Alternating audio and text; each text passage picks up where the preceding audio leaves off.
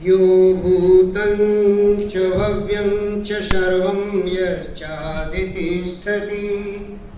स्वर्यस्य स केवलं तस्मै ज्येष्ठाय ब्रह्मणे नमः। तस्मै ज्येष्ठाय ब्रह्मणे नमः। तस्मै ज्येष्ठाय ब्रह्मणे नमः। तीनों कालों का जिसे पूरा यथावत जान है, सृष्टि सारी में प्रतिष्ठित बस वही भगवान है स्वयं सुख रूप केवल मुक्तिदाता नाम है। उस महात्म ब्रह्म को श्रद्धा एक दिन प्राप्त सद ज्ञान हो जाएगा। शांति होगी परम भ्रांति मिट जाएगी, पाप तापों का अवसान हो जाएगा। वेद स्वाध्याय सत्संग करते रहो, एक दिन प्राप्त सद ज्ञान हो जाएगा।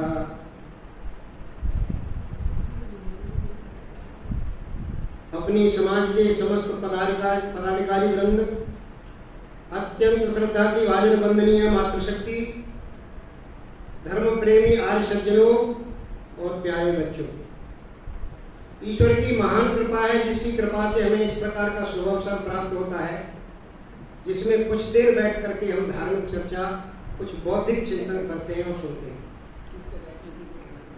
सज्जनों, गृहस्थ यज्ञ को अभी हमने पूर्ण किया है, लेकिन ब्रह्मचारियों के हिसाब से अभी ये पूर्ण नहीं हुआ है।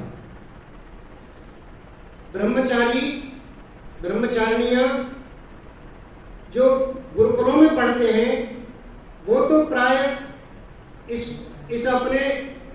ब्रह्मचर्य के यज्ञ को संपूर्ण करते हैं, लेकिन आर्य समाजों में, केवल हमारे आर्य समाज में ऐसी व्यवस्था है जहाँ ब्रह्मचारी आते हैं। ज्यादातर आर्य समाजों में ब्रह्मचारी नहीं आते। इस वजह से ये जो हमारा जो श्रोत्र यज्ञ चल रहा है, ये श्रोत्र यज्ञ को हम पूर्ण नहीं कर पाते, ब्रह्मचारियों की आहुतियां नहीं दिलवाते। सज्जनों, जब हमारे यहाँ जो भी संस्कार हुआ करता था उससे पहले यज्ञ किया जाता था, लेकिन आज वो परिपाटी नहीं रही। हम लोग जात धर्म से लेकर के और काफी प्रोग्रामों को नहीं करते। कुछ लोग जो है वो कर लेते हैं, लेकिन ज्यादातर लोग करते नहीं हैं। ब्रह्मचारियों के यज्ञ में 20 मंत्रों की आहुतियां ब्रह्मचारी अतिरिक्त दिया करता है। जैसा मैंने पूर्व में थोड़ा सा मैंने संकेत किया था पहले कि 20 मंत्रों में से 18 मंत्र तो ऐसे हैं जिसमें हम सब गृहस्थी बोलते हैं, जैसे तनुपाग्नेसी, तन्नो में पाही इत्यादि जो 18 मंत्र हैं, इनको तो गृहस्थ भी बोला करते हैं। लेकिन जो 2 मंत्र हैं जिसकी आहुतियां ब्रह्मचारी और ब्रह्मचारिणियां देती हैं, उन मंत्रों को गृहस्थ लोग नहीं बोला करते, नहीं उनका कोई प्रसंग है। इसलिए ब्रह्मचारियों के ऊपर मैंने अपना व्याख्यान पिछली बार रखा था, लेकिन समय मिलने के कारण उसको आगे नहीं बढ़ा सका मैं। आज पुनः उसी मंत्र को रख रहा हूं। ओम अग्ने शुश्रवसम मा कुरु, यथा तुम अग्ने शुश्रवा असि, एवं माम सौश्रवसम कुरु, यथा तुम अग्ने देवानां यज्ञस्य निधिपो असि, एवं अहम मनुष्याणां वेदस्य निधिपो भूयासम। सज्जनों, ये मंत्र है जिसमें पहले मैंने कुछ चर्चा अग्ने शुश्रवा, यहाँ एक शुश्रवा जो है, शुश्रवा 2 बार आए हैं एक बात में। एक जो शुश्रवा है वो अग्नि का विशेषण है, वो अग्नि परमात्मा, इसी यज्ञ की अग्नि को भी कहा जा रहा है और परमात्मा को भी कहा जा रहा है। तो इसमें जो शुश्रवा शब्द है ये विशेषण है अग्नि का। इसको शुश्रवा कहते किसको है? थोड़ा सा मैंने संकेत किया था कि महर्षि दयानंद ने इसकी व्याख्या की है बड़ी जबरदस्त। वो कहते हैं कि शुश्रवा उसे कहते हैं जो सुष्ठुतया सुनोति, जो बहुत अच्छी तरह से सुनता है।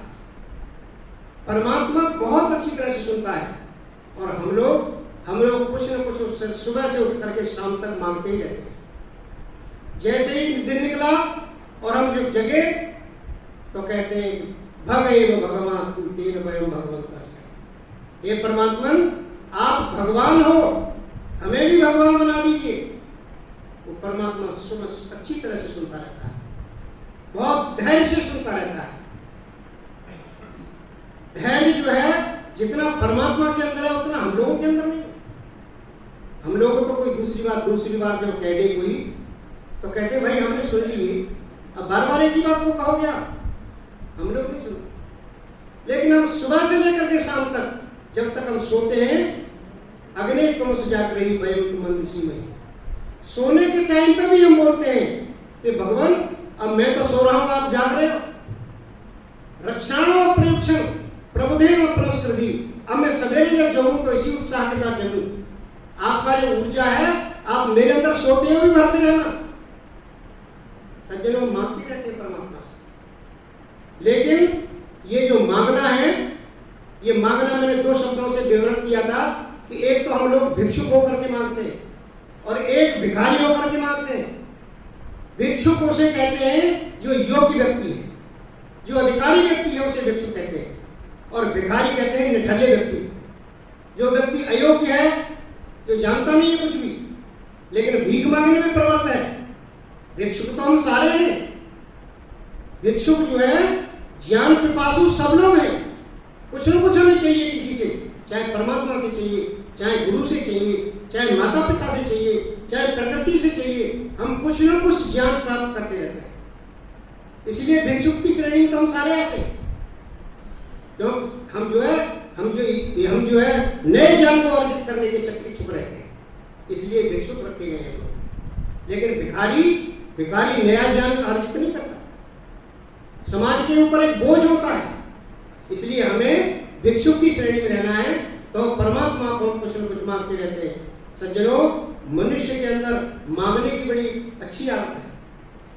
मांगना, कुछ लोगों पे तो मांगना आता नहीं, हम लोग ज्यादातर मांगना नहीं जानते, लेकिन परमात्मा से कैसे मांगना चाहिए हमें।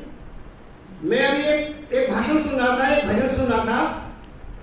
हरियाणा के एक विनोद कुमार अग्रवाल है, तो है कि बड़े दुखी हैं बेचारे, बहुत दुखी हैं। सज्जनों, ऐसी मूर्ति बना करके हम लोग करते हैं परमात्मा के कि जाने कितना हमें दुख है, लेकिन परमात्मा जानता है कि पुरुषार्थ पूर्वक मांग रहा है कि नहीं मांग रहा। वो जानता है कि अच्छी तरह से कि ये किस तरह से मांग रहा है हमसे, ये भिक्षुक बन के मांग रहा है या भिखारी बन के मांग रहा है। इसलिए वो बहुत अच्छी तरह से सुनता है, सुष्ठुतया सुनोति, जो बहुत अच्छी तरह सुनता है उसको हम जो है सुश्रवा कहते हैं। सज्जनों, सुश्रवा के निरुक्त के आधार पर महर्षि दयानंद ने और भी बहुत अर्थ किए। वो कहते हैं कि श्रवांसी, जो बहुत अच्छी तरह सुनता है, अन्नानी धनानी यशांसी वा यस्य स सुश्रवा। सुश्रवा वो होता है जो बहुत अच्छी तरह सुनता है, और जिसके पास पुष्कल मात्रा में धन होता है, और जिसके पास पुष्कल मात्रा में अन्न होता है, और जिसके पास पुष्कल मात्रा में यश होता है, ऐसा व्यक्ति सुश्रवा होता है। सज्जनों, हम लोग विद्यार्थी लोग अन्न चाहते हैं, पुष्कल मात्रा में अन्न चाहते हैं, क्योंकि अन्नम वै ब्रह्म, अन्न ब्रह्म है। अन्नम न निंदिया, अन्न की निंदा नहीं करनी चाहिए। आज तो बहुत सुधर गए हैं, आज हालात बहुत सुधर गए।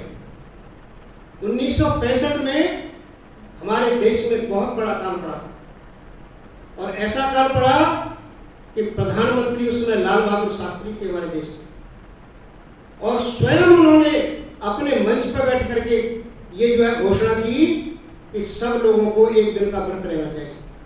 इतना अन्न की कमी आ गई थी, और हमारे देश में बाहर से अन्न आता था, और बाहर से अन्न में हम लोग गांव में 7-8 वर्ष के थे, इतना ध्यान नहीं है, लेकिन बुजुर्ग बताया करते हैं कि सड़ा हुआ अन्न आया करता था। एक सुनहरी टाइप हो जाती है, छोटा सा कीड़ा होता है, और वो अन्न में जब लग जाए गेहूं में तो पूरा खोल छोड़ देता है, बाकी अन्न को सारे को खा जाता है। ऐसा अन्न हमें मिला करता था, और उस अन्न को धो करके साफ करके और माताएं जो है पीस करके भोजन बना करती थी, वो भी पूरा नहीं हुआ करता। तो ब्रह्मचारी अन्न चाहता है, आज वो स्थिति नहीं। आज अन्न बाहर के लिए भेज रहे हैं हम लोग। आज इतनी व्यवस्था बढ़िया हो गई है क्योंकि ब्रह्मचारी अन्न चाहता है। ब्रह्मचारी को बहुत भूख लगती है क्योंकि ब्रह्मचारी मेहनत करता है, ब्रह्मचारी पुरुषार्थ पूर्वक ईश्वर से मांगता है। इसलिए सुश्रवा परमात्मा, आप सुश्रवा हो, आप अन्न के देने वाले हो, आप धन के भी देने वाले हो। परमात्मा धन का भी देने वाला है। ब्रह्मचारियों को वो धन चाहिए, कौन सा धन चाहिए ब्रह्मचारियों को?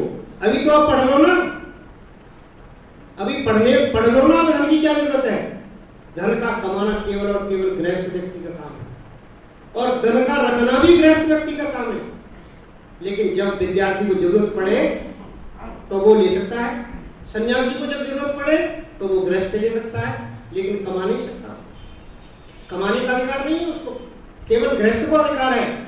इसलिए सज्जनों, बच्चे जो हैं उनको इस धन की जरूरत नहीं है जो तिजोरियों में रखा जाता है, जो मकान दुकान के रूप में, कारों के रूप में और दूसरी व्यवस्था के रूप में हम लोगों के पास मौजूद है।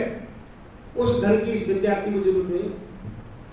इस धन की किस धन की जरूरत है सज्जनों? न चौर्य हार, जिसको चोर चुरा नहीं सकता, न राजहार्य, राजा जिसको टैक्स के रूप में नहीं ले सकता, और सज्जनों न भ्रात भाज्य, भाई जिसे बांट नहीं सकता, न भारकारी। आपको कोई 1 करोड़ रुपया दे दिया जाए तो 1 करोड़ रुपया बोरी में आएगा और उसको घर तक ले जाने में बड़ी परेशानी होगी। लेकिन विद्यार्थी जिस धन को चाहता है वो धन भारकारी, वजन वाला नहीं है। वजन वाला धन नहीं चाहता विद्यार्थी। वो कैसा धन चाहता है? नच भारकारी, व्यय कृते वर्धते एव नित्यम। इस धन को आप जब खर्च करोगे तो धन आपका कम होता चला जाएगा। लेकिन विद्यार्थी जिस धन को चाहता है वो धन जितना खर्च करे उतना ही बढ़ता है, उतना ही बढ़ेगा वो धन। व्यय कृते वर्धते एव नित्यम, विद्या धनम सर्वधनम प्रधानम। विद्या का जो धन है ये सबसे बड़ा धन है। सज्जनों, विद्यार्थी विद्या का धन चाहता है, और विद्या का धन, क्या ये धन नहीं मिलता उससे? ये जो दिखाई देता है ये धन, सज्जनों, ये तो उसका अवांतर फल है। पूरे चारों वेदों में कहीं भी इस धन की चर्चा नहीं की हमें ये धन, हमें ये धन दो। केवल और केवल धन परमात्मा जो दे सकता है वो बौद्धिक धन दे सकता है, वो बुद्धि का धन दे सकता है परमात्मा। इस ये धन तो उसका अवांतर फल है। अवांतर फल किसे कहते हैं?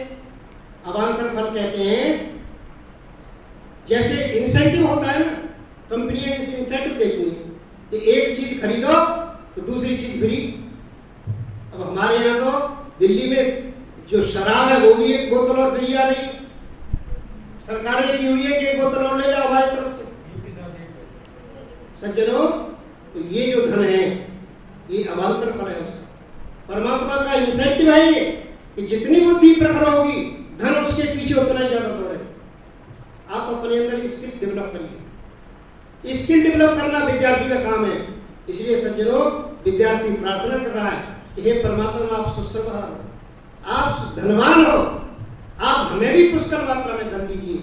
सज्जनों, विद्या का धन मांगता है विद्यार्थी, विद्या का धन मांग रहा है। इसलिए परमात्मा से प्रार्थना कर रहा है कि सुश्रवा, हे परमात्मा आप बहुत बड़े धनवान, बहुत बड़े अन्नवान हो, बहुत बड़े यशवान हो।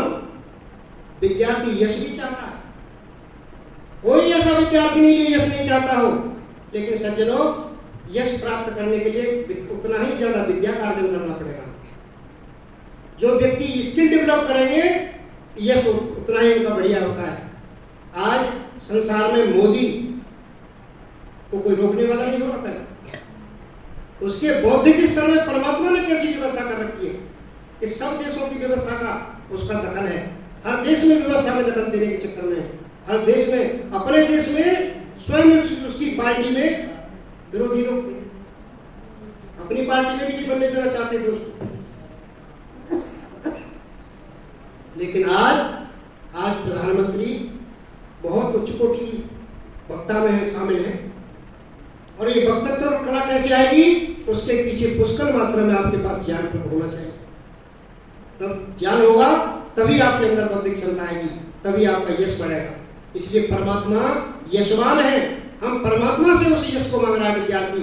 इसलिए परमात्मन सुश्रवा, हे परमात्मन आप सुश्रव हो, बहुत बड़े धनवान हो, बहुत बड़े सुनने वाले हो, बहुत बड़े अन्नवान हो और बहुत बड़े यशवान हो। हे परमात्मन सुश्रव स मां गुरु, मेरे को भी सुश्रवा बना दीजिए। मैं भी वही धनवान बनना चाहता हूँ, मैं भी यशवान बनना चाहता हूँ, मैं भी अन्नवान बनना चाहता हूँ। सज्जनों, विद्यार्थी कहता है, इसलिए एक वाक्य हमारा ये पूरा हुआ आज, हे परमात्मन आप सुश्रवा हो, हमको भी सुश्रवा बना दीजिए। आगे कहते हैं यथा तुम अग्ने सुश्रवा असि। फिर दोबारा वही बात कही जाए। सज्जनों, जब कोई मांगते हैं किसी से जाकर के, किसी सेठ से हम जब पैसा मांगते हैं जाकर के, जिसके पास पैसा होता है और हमें पैसे की आवश्यकता है, तो उससे बार बार हम मीठे शब्दों में कुछ न कुछ कहते हैं। मीठे शब्दों में जब कहते हैं तब वो हमारी बात को सुनता है। बहुत कहते हैं हे भैया तुम बहुत बड़े धनवान हो, बहुत बड़े आप दयावान हो, उसकी तमाम तारीफ करते हैं हम, तब वो व्यक्ति हमें पैसे देने के लिए प्रवृत्त होता है। हम ऊंची भाषा में बोल करके उससे पैसे नहीं ले सकते, चाहे कितना भी दयावान हो। सज्जनों, ठीक इसी तरह से ईश्वर भी, जो संसार का सबसे बड़ा धनवान व्यक्ति है, विद्यार्थी उससे धन मांग रहा है तो उससे तमाम तारीफ करता है वो कि हे परमात्मा आप सुश्रव हो, धन वाले हो, अन्न वाले हो, सुनने वाले हो। मैं आपके अलावा कहाँ जाऊँ सुनाने के लिए? मैं कहाँ से धन प्राप्त करूँ, कहाँ से यश प्राप्त करूँ? इसलिए आप ऐसे हो तो एवं माम, इसी तरह से मेरे को सुश्रवसम सौश्रवसम कुरु, मेरे को सुश्रवा बना दीजिए। परमात्मा मेरे को भी वो धनवान बना दीजिए। लेकिन एक शब्द और कह दिया गया, सौश्रवसम। या सौश्रवसम में थोड़ा सा अंतर आ गया। इसमें एक ऐसा प्रत्यय जोड़ दिया गया जो स्वार्थ और परार्थ दोनों में काम आता है। जो भाषा विज्ञान को जानने वाले हैं वो लोग ये समझते हैं कि ये जो प्रत्यय है दो तरह से प्रयोग होता है। एक तो ये प्रयोग होता है स्वार्थ में, यानी शब्द जो मूल शब्द है उसके अर्थ का बताने वाला होता है। एक कभी कभी प्रत्यय अपने अर्थ को ही बताने वाला होता है।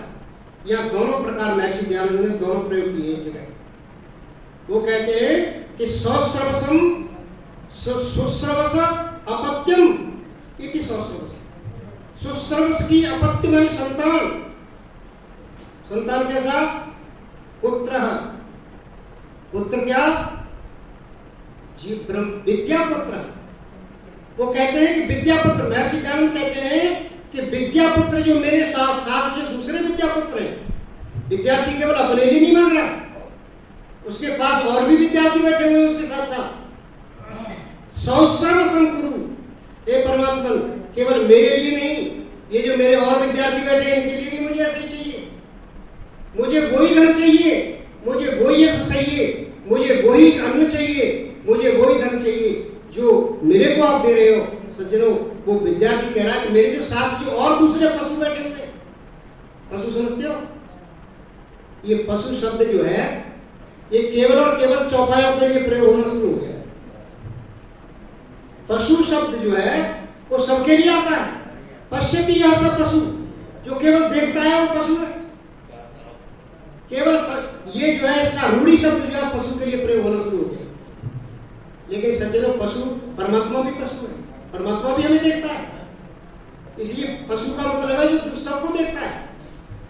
इसलिए परमात्मा से कहा जा रहा है कि हे परमात्मा जो मेरे और दूसरे साथी हैं ये भी जिनको भी सुश्रवा बना दीजिए।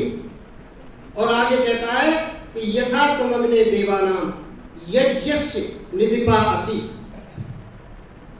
हे परमात्मा, यथा माने जैसे, तुम अग्ने, हे अग्ने, हे परमात्मा, यथा तुम अग्ने देवानाम, यज्ञस्य निधिपा असि। ये जो देव है ना संसार में, परमात्मा ने महर्षि दयानंद ने 2 प्रकार के देव बताए हैं।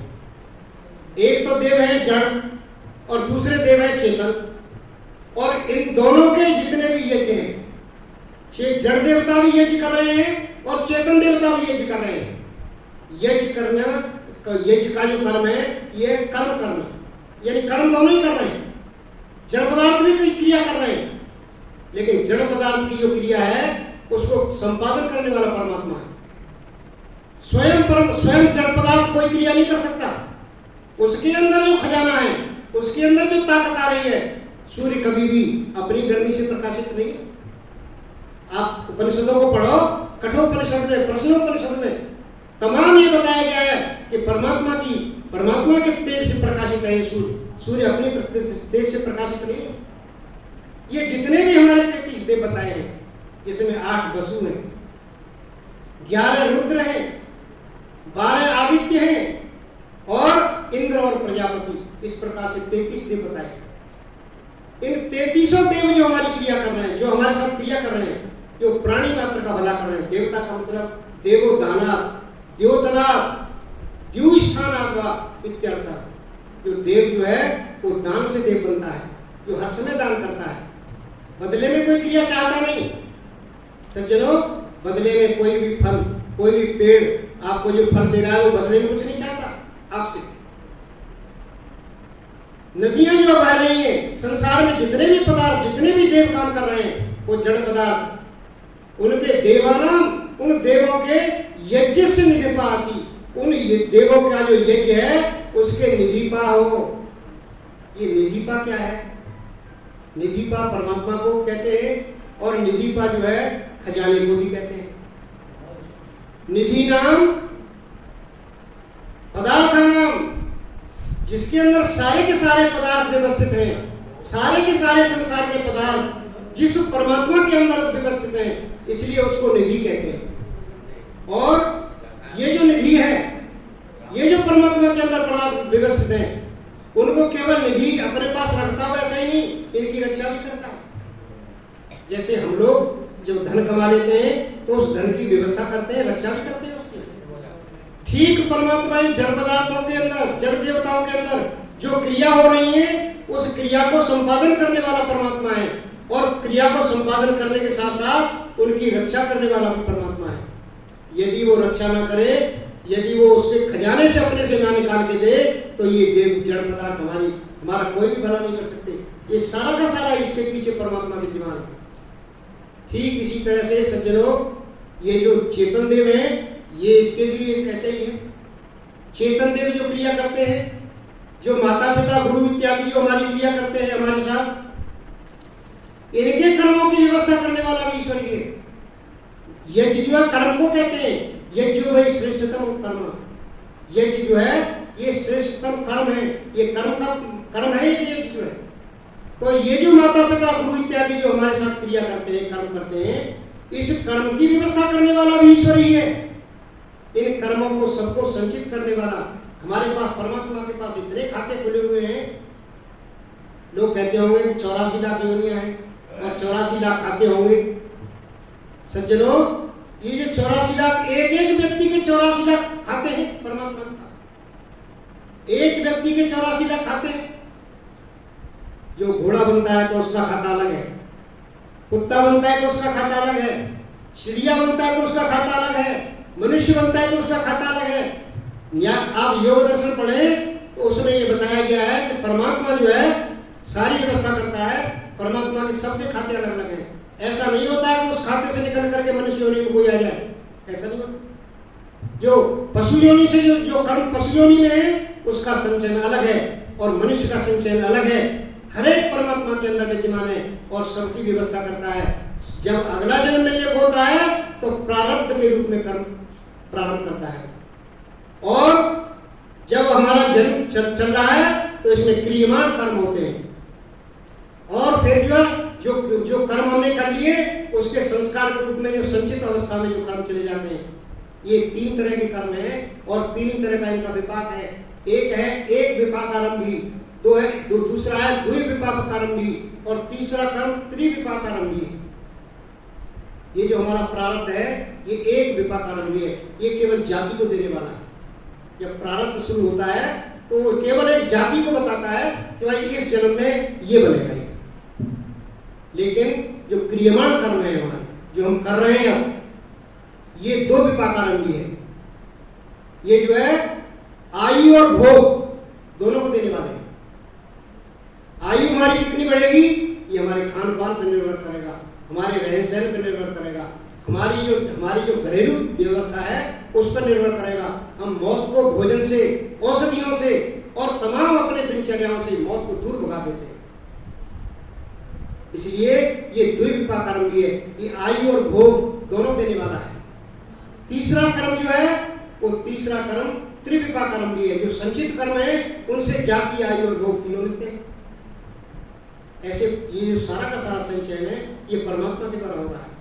इसलिए एवं जिस प्रकार से परमात्मा ने यथात्मग्ने देवानाम, ये जो देव हैं यज्ञ से निपासी, ये जो यज्ञ जो कर रहे हैं देवता, ये देवताओं के कर्म जो है ये यज्ञ को आप संचित करने वाले हैं, इनकी आप रक्षा करने वाले हैं। ये एवं अहम मनुष्याणाम, अब विद्यार्थी मांग रहा है कि हे परमात्मन एवं इसी तरह से अहम मनुष्याणाम, हम जो मनुष्यों के लिए, विद्यार्थी मनुष्यों के लिए काम करना चाहता है, विद्यार्थी अपने साथ के प्राणियों के लिए काम करना चाहता है। कैसे करना चाहता है? केवल पढ़ करके अपने ऊपर नहीं रहता आदमी, संसार के कार्य में प्रवृत्त होता है। कोई इंजीनियर बन जाता है वो दूसरों के लिए कार्य करता है, डॉक्टर बन जाता है वो दूसरे के लिए कार्य करता है। ये तमाम दूसरे के लिए जो कार्य करते हैं ये सारे के सारे ये विद्यार्थी मांग रहा है, ईश्वर से विद्यार्थी मांग रहा है। एवं अहम मनुष्याणाम, मैं भी उसी तरह से परमात्मा, जैसे आप संसार के देवताओं का जितने भी कर्म हैं उन सबको संचित करते हो, उन सब की रक्षा कर रहे हो, उन सब की व्यवस्था करते हो, तो परमात्मा मैं भी तो ऐसा ही बनना चाहता हूँ, मुझे भी तो आप ऐसा ही बनाइए। एवं अहम मनुष्याणाम, मैं मनुष्यों के लिए करना चाहता हूँ। वेदस्य निधिपास, मैं वेद का संचयन करने आया हूँ, मैं वेद को पढ़ने आया हूँ। वेद का मतलब ज्ञान है। वेद का मतलब ये नहीं कि हम ये पुस्तकों के रूप में केवल ज्ञान मान लें। वेद का मतलब ज्ञान है। महर्षि दयानंद के जीवन में घटना आती है कि महर्षि दयानंद एक स्टेशन पर निकल के जा रहे थे, तो स्टेशन से पर गुजरे, थोड़ी देर ट्रेन में टाइम था, तो वो ट्रेन में बैठ गए। तो उनके साथ पुस्तकें चला करती थी, उनके शिष्य जो कुछ पुस्तकें लेके चलते थे, तो वेद की पुस्तक भी उनके पास थी। तो वेद की पुस्तकों को रख करके महर्षि जब उस पर बैठने लगे, क्योंकि कुर्सी की व्यवस्था नहीं थी, जब महर्षि बैठने लगे तो एक व्यक्ति ने, सामान्य व्यक्ति ने टोका कि महाराज आप तो महात्मा हो, आप ही वेद की पुस्तकों में बैठ रहे। कहने लगे ये वेद की पुस्तक नहीं, ये कागज की पुस्तकें हैं। महर्षि कहते हैं, महर्षि एक संदेश दे रहे हैं उसमें, ये कागज की पुस्तक है, वेद की पुस्तक नहीं। वेद संचित जो अंदर जो ज्ञान भरा हुआ है वो है वेद के। वेद के अंदर वो आता है। तो विद्यार्थी ज्ञान प्राप्त करना चाहता है तो इस ज्ञान से आगे बढ़ेगा। इसलिए वेदस्य, हम मनुष्यों के लिए जो ज्ञान है, मनुष्यों का ज्ञान, ऐसा कोई मनुष्य नहीं जिसके पास वेद का ज्ञान ना हो। कोई है जी ऐसा जिसने वेद ना पढ़ा हो? हमारे पास कोई है ऐसा जिसने वेद ना पढ़ा हो? बहुत से लोग ऐसे हैं जिन्होंने वेद देखे भी नहीं। हमारे बीच में भी ऐसे लोग होंगे जिन्होंने वेद नहीं पढ़े। सज्जनों, सबने वेद पढ़े हुए। वेद मंत्र प्रमाण में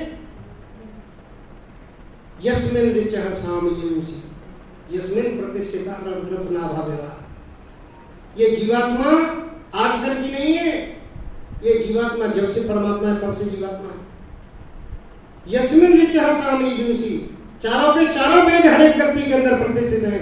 नहीं तो आप ये बताओ कि जो व्यक्ति बगैर पढ़ा लिखा है उससे पूछो कि भाई ये बताओ चोरी करना धर्म है क्या धर्म है? वो कहेगा धर्म है। झूठ बोलना धर्म है क्या धर्म है? वो धर्म बताएगा। आप किसी से भी पूछ लीजिए।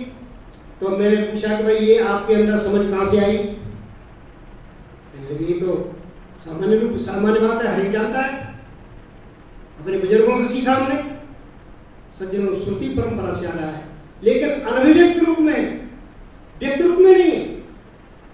ये जो ज्ञान उसके अंदर भरा हुआ है ये अनभिव्यक्त रूप में, व्यक्त नहीं है। यदि व्यक्त हो जाएगा, कब व्यक्त होगा? जब वो स्वयं उसको पढ़ेगा। जब व्यक्ति वेद की पुस्तकों को पढ़ेगा तो व्यक्त हो जाएगा, लेकिन अनभिव्यक्त रूप में हर एक के अंदर मौजूद है। आप ये ना समझें कि आपके अंदर ज्ञान नहीं है। वेद मंत्र प्रमाण में कि यस्मिन् ऋचा सामयुषी यस्मिन् प्रतिष्ठिता रत्नावा व्यवहारा यस्मिन् चित्तम सर्वभूतम प्रजानाम तन्मे मन शिव संकल्पमस्तु।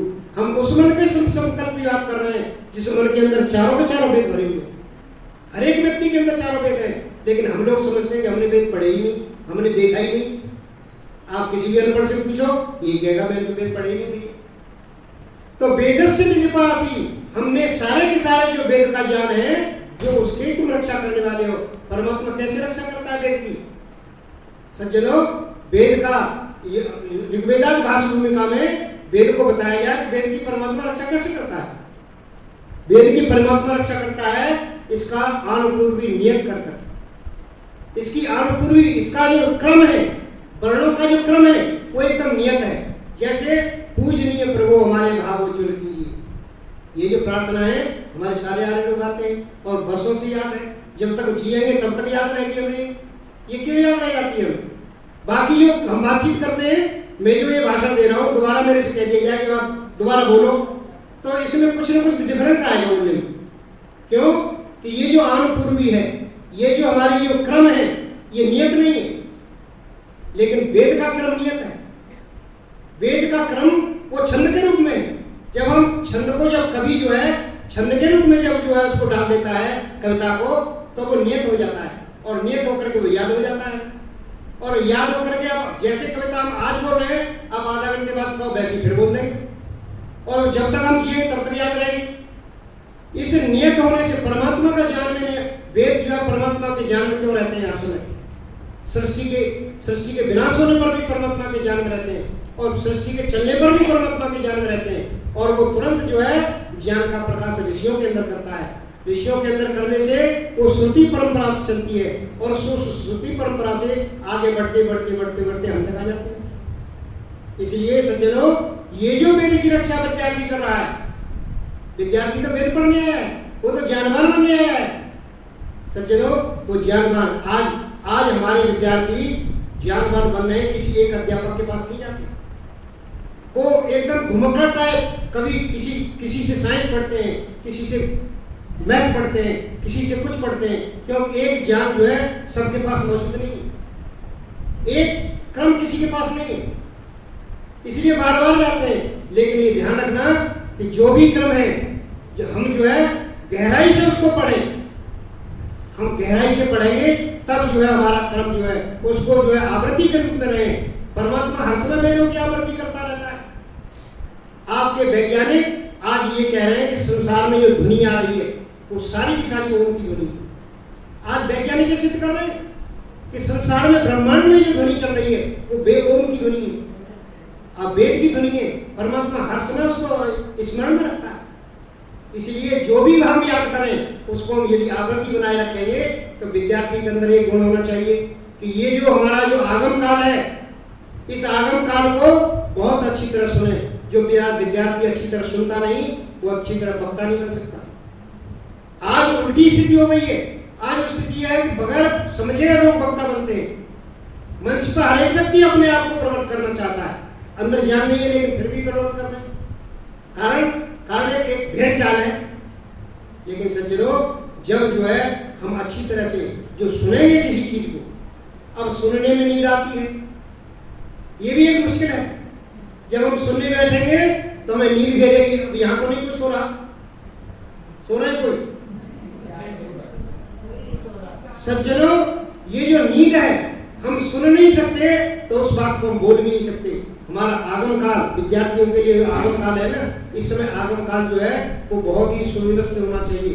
गुरु की बात को इतने ध्यान से सुनो कि वो तुरंत आपको स्मरण हो जाए। फिर घर जा करके स्वाध्याय करो, उसका स्वाध्याय करेंगे, उसको दोहराएंगे तो वो बात पक्की हो जाएगी हमारी।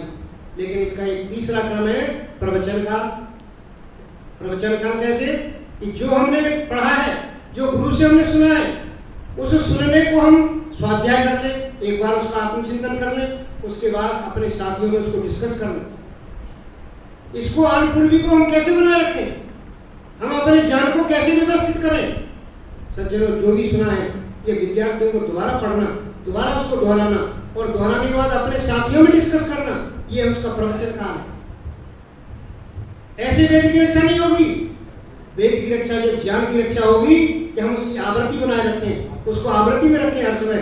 जब तक हम आवृत्ति में नहीं रखेंगे भूल जाएंगे हम।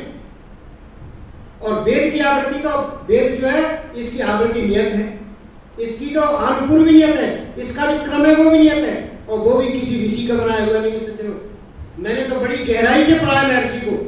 महर्षि साफ कहते हैं कि ये जो अग्निमीळे पुरोहितम यज्ञ से देवमृत्यु, ये जो क्रम रखा गया है ये किसी ऋषि का काम नहीं है। ये जो हमारी ओलम जो है, ये काका का जो है व्यंजन जो है, स्वर और व्यंजन, ये किसी ऋषि के बनाए हुए नहीं है। जैसा का जैसा ज्ञान परमात्मा उनके अंदर देता है वो ठीक वैसे ही निकल के आता है बाहर। वो तो केवल यंत्रवत कार्य करते हैं।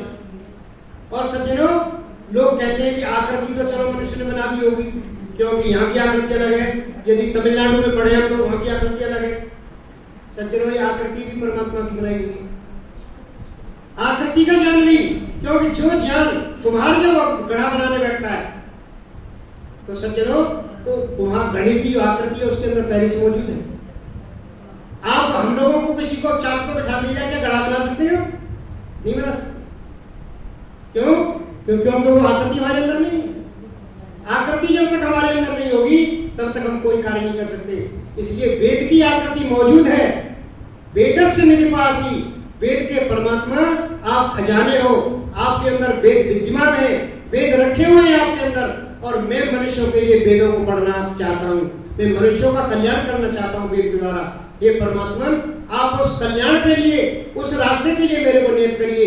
इसलिए विद्यार्थी मांग रहा है कि यथा तुमग्ने देवानाम यज्ञस्य निधिपासी, हे परमात्मा, जैसे तुम देवों के लिए यज्ञ कर रहे हैं, उन यज्ञों के व्यवस्था में, उनकी कर्म को नियत करने में आप जो है पूरे व्यवस्थापक हो, उनके खजाने हो और उसकी खजाने की रक्षा करने वाले हो। एवं अहम मनुष्याणाम, उसी तरह से जैसे परमात्मा आप कर रहे हो वैसे ही मैं करना चाहता हूँ मनुष्यों के लिए। मैं वेद की रक्षा करना चाहता हूँ। विद्यार्थी के अलावा और कौन करेगा वेद की रक्षा? वेद की रक्षा तो केवल विद्यार्थी ही करेगा। विद्यार्थी के अलावा और कोई रक्षा नहीं कर सकता। हम लोग जो है, हम लोगों की स्मृति इतनी रहती, जो एक उम्र के बाद में वो स्मृति में थोड़ा सा ह्रास आना शुरू हो जाता है। लेकिन सज्जनों, यदि ध्यान लगाएंगे तो स्मृति जैसी तैसी बनी रहेगी। ये बड़ी विचित्रता है। आज ध्यान में कमी आ रही है। हम जो है मेडिटेशन नहीं कर रहे। आप मेडिटेशन को देखिए करके, और मेडिटेशन भी करें तो केवल शब्द व्यापार बंद होना चाहिए। शब्द व्यापार, ये जो हमारी जो संध्या रखी गई है, इसका एक थोड़ा सा क्रम है। हम थोड़ी सी देर बोल करके इन मंत्रों को और फिर शांत होने का क्रम है। फिर लास्ट में गायत्री मंत्र को हमने जपना है। तो गायत्री मंत्र के बाद पुनः जो है सारे शब्दावली को बंद कर देना है। जब तक हम बंद नहीं करेंगे परमात्मा संकेत नहीं देता। जब तक वर्णाक्रम चलता रहेगा हमारा, तब तक परमात्मा संकेत नहीं देगा। परमात्मा का यदि आत्मा के अंदर प्रकाश चाहता है, आप लोग चाहते हैं, तो सज्जनों ये वर्णाक्रम बंद करना पड़ेगा हमें। ओम का उच्चारण भी बंद करना पड़ेगा। ये तो एक रास्ता है, हमें उस रास्ते में चलना है। ये तो रास्ते बताए गए गुरुओं के द्वारा, लेकिन चलना तो हमें स्वयं है। जब जिस समय हम बिल्कुल जो है शब्द व्यापार से बंद हो जाएंगे तब परमात्मा ज्ञान, क्योंकि पाठ पढ़ाने में शब्दों से काम लिया जाता है और ज्ञान आत्मा में भाई बिन शब्द दिया जाता है। हमेशा जब परमात्मा जब शब्द ज्ञान देता है तो उसमें शब्दों का क्रम नहीं हुआ करता, वो एकदम प्रस्फुटित करता है परमात्मा। परमात्मा का ज्ञान इस तरह का है। इसलिए विद्यार्थी जब गणित के सवाल कर रहे हैं, एग्जाम में बैठे और एग्जाम में बैठ करके जब ये पता चलता है कि ये हो नहीं रहा, याद नहीं आ रहा, तो एकदम शांत हो जाता है और शब्द व्यापार बंद कर देता है बिल्कुल।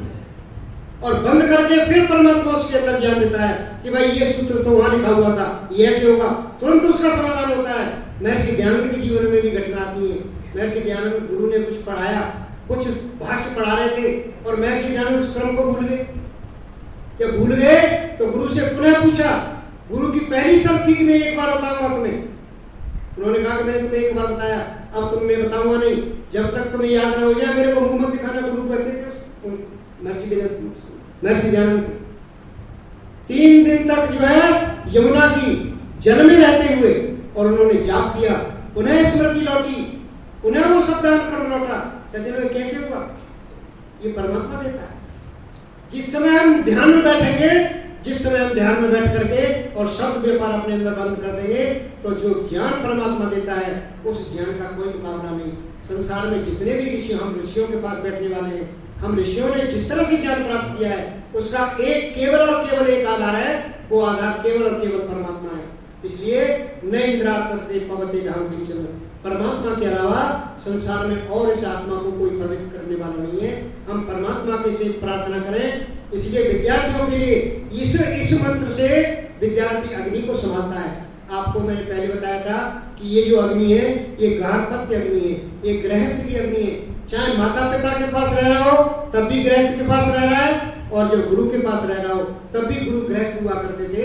अपनी अग्नि में स्वयं जो है, कभी आप ब्रह्मचारी आहुति जो है सब अग्नि प्रज्वलित नहीं कर सकता, वो अपने गृहस्थ की अग्नि में ही अपनी आहुति डालता है। इसलिए सज्जनों, इस मंत्र से जो गृहस्थ अग्नि, जो फैली हुई अग्नि थी, उसको संभालता है, उसको और प्रज्वलित अवस्था में लाता है, और फिर इससे अगला मंत्र जो है उससे 3 आहुतियां देता है। इस अगले मंत्र को मैं कभी फिर रखूंगा। आज का क्रम केवल ये है, ये केवल अग्नि संभालने का मंत्र है। हम अग्नि को संभालें। विद्यार्थी जो है अग्नि को संभालता है, वो संभालने के लिए परमात्मा से प्रार्थना करता है। और परमात्मा से अब क्या मांगना है उसने, ये अगले मंत्र में बताएंगे। अगला मंत्र जो है वो इसी का मंत्र है कि जो है वो 3 आहुति देता है। प्रज्वलित अग्नि में 3 आहुति ब्रह्मचारी देता है। तो उस 3 मंत्र आहुति को अगले मंत्र में व्याख्या करेंगे। आज का क्रम इतना ही है। इन्हीं शब्दों के साथ ओम शम। ओम प्रकाश गोयल जी ने